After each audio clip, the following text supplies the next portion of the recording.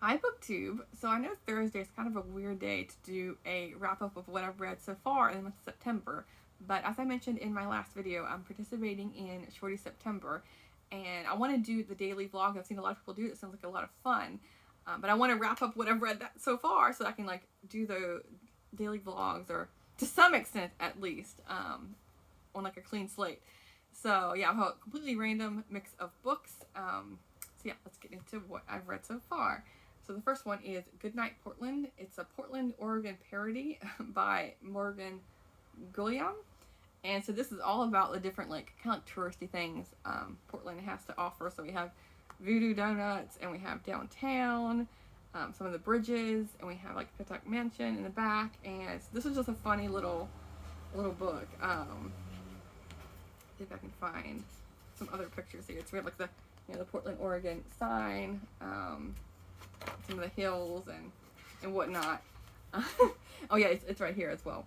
So yeah, I mean, it's just like a little, and there's like the river and boats and whatnot. But yeah, it's like Goodnight Moon kind of deal. Let's see, and we have Grasshopper Summer by Ann Turner, and this is like not exactly in the order I read them. I'm just like throwing books at you as I get to the pile. This is about a family that go from Kentucky to the Dakota Territory. They don't specify, North or South Dakota, but this is before there were states. And they run into Grasshopper Summer. That's where, more than just one summer, it was like 4 or 5 years, I think, where every single summer grasshoppers came through and just ate everything in sight. And they had just moved here from Kentucky, and so they have all of their money and resources into moving that greater distance and setting up their farm, and it's all gone. And so they're going to scrounge to continue to stay there and not go back to where they go back to where they started from in Kentucky. They're just going to try and stay put. And it's focusing on the two brothers here, Billy and Sam are the two. But yeah, it was an okay story. It jumped right in. It didn't give me much character description, considering it's a children's story, or middle grade, but it was good enough. And this is not a Shorty September book, but it's one that I finally managed to finish. This is one I've been reading since January of this year, and this is the Norton Book of Nature Writing, edited by Robert Finch and John Elder. This includes many nature writers, and it goes through history. So it starts off, and it starts off when the author was born. So you go from Gilbert White, who was born in 1720, and it goes all the way to when was the last author born? Terry Tempest Williams, born in 1955. So it spans a great deal of time. This is like over 1,000 pages. And it doesn't give you, well, sometimes it'll give you a full essay, but often it'll just give you like some of the author's most famous works, just like a couple pages of their story, just to give you a taste. I feel like this is kind of basically a giant sampler of their work. So then if you, like me, and you like reading nature books, then this will it'll introduce you to a ton of authors and let you pick out, what you want to read next. So yeah, happy to get this one done. It was quite the chunker. Let's see, we have The Outsiders by S.E. Hinton.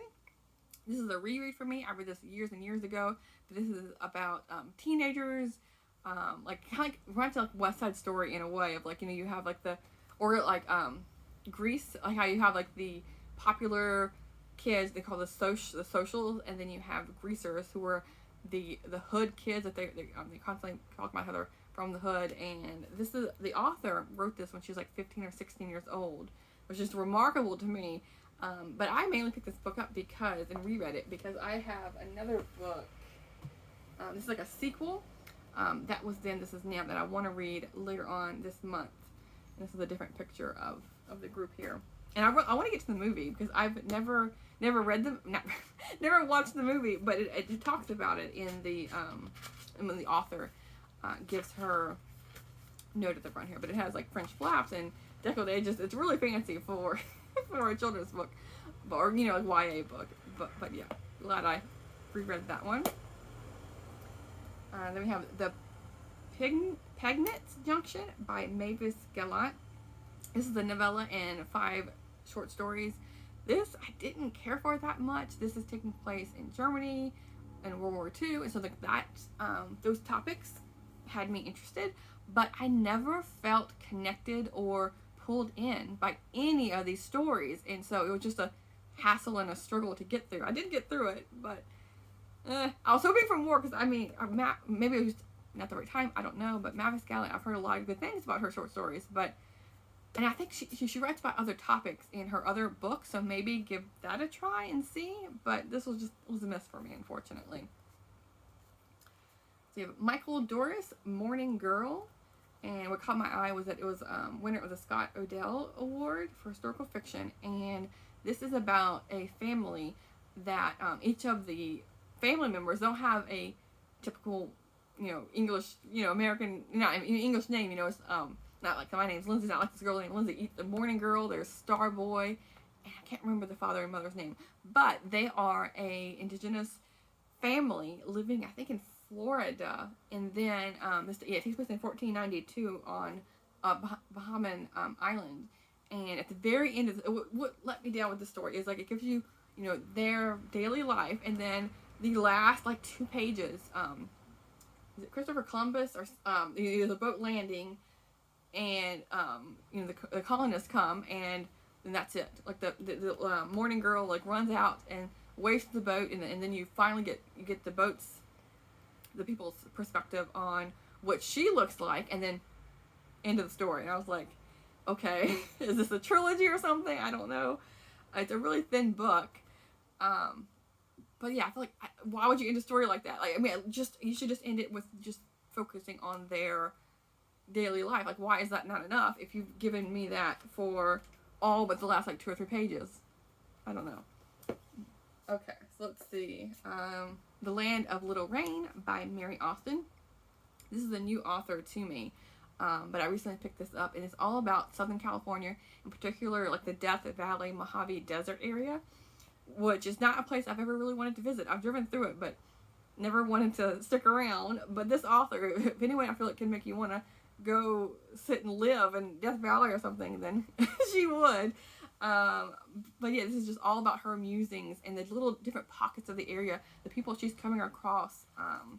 When does this take place? Because this is I feel like it was printed in 1971, but does it give me any idea of the time period?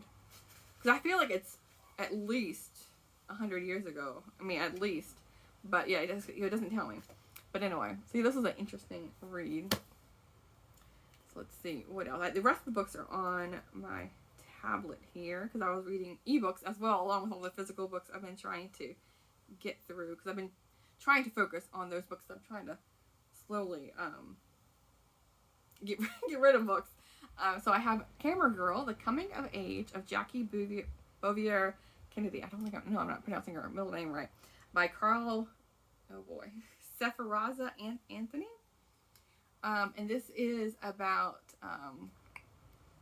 Jackie's life when she is late teenager, 17, 18, on through right after she marries John F. Kennedy.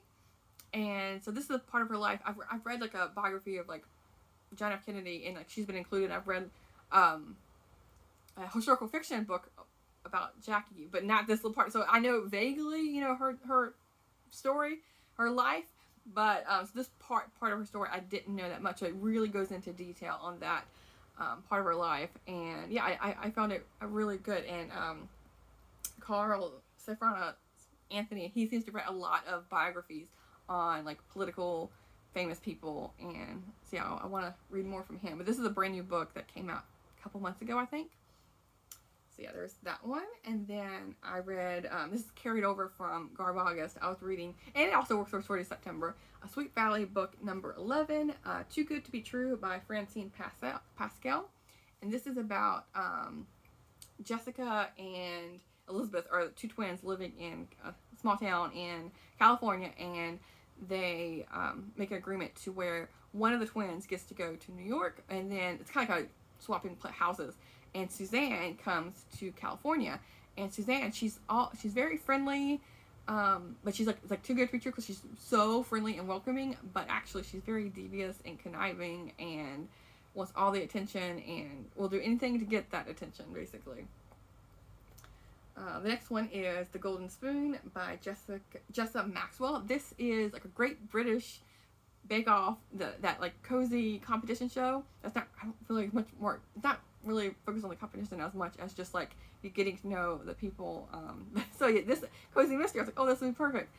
But the idea was really, I feel like I read a lot of reviews after I read this book, and I feel like a lot of people have come to the same conclusion that it's a really good idea. The story, the plot, not the plot, the end of the story, but the execution is just not great, unfortunately. It follows a group of people, and some of their baking days get sabotaged, like some of their ingredients and whatnot. But yeah, this was just not good. Okay, so then switching to books I'm currently reading and I'm almost finished with, I have Mary Oliver, Devotions, the Selected Poems of Mary Oliver.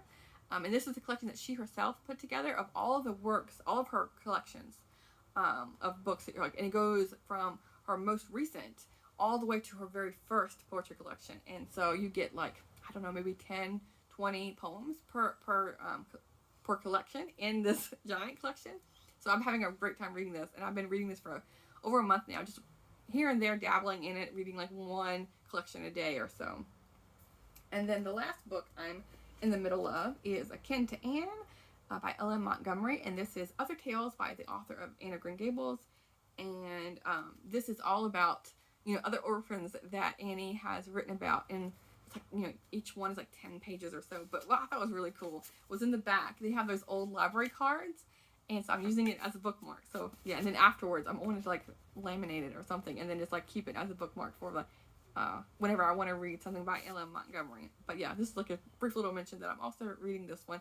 It's really annoying. It has this it's like a library sticker, like someone like ripped off. So you have like this I can't read the full person who edited this book, but it was edited by Rhea Wilmhurst. So yeah, those are what I've been up to so far at the beginning of September. But I'm planning to read a ton of books this month, and hoping to keep you posted on daily vlogs, weekend vlog, some kind of vlog I want to do, because I've been having so much fun watching other people's vlogs that I want to join in on it. But anyway, I'll talk to you soon. Thanks, BookTube.